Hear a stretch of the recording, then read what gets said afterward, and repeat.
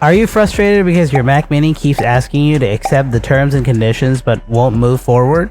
This usually happens due to software glitches, Apple ID sync issues, or incomplete system update. In this video, I'll show you how to solve the terms and conditions won't accept problem on your Mac Mini. So let's get started. Solution 1. Sign out and sign back in to your Apple ID. First, click on the Apple menu in the top left corner.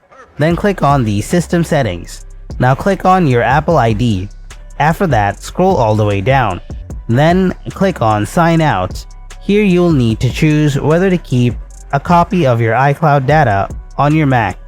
If you want, then click on Keep Copy.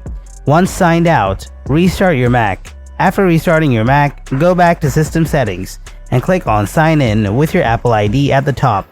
If you're still facing the same issue, then follow the next solution. Solution 2. Check Software Update. Open up the settings, then tap General. Now, tap Software Update. If you see any updates available, then install them. Solution 3. Reset all settings. Go to the System Settings again, in the sidebar, then click on General. Now scroll all the way down and click on Transfer or Reset.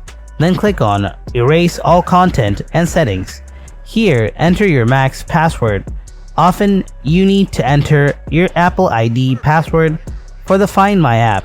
Then again, click on Erase all content and settings. Now it will erase everything, like your data and settings, Apple ID and Touch ID fingerprints, all your apps and media, all your settings.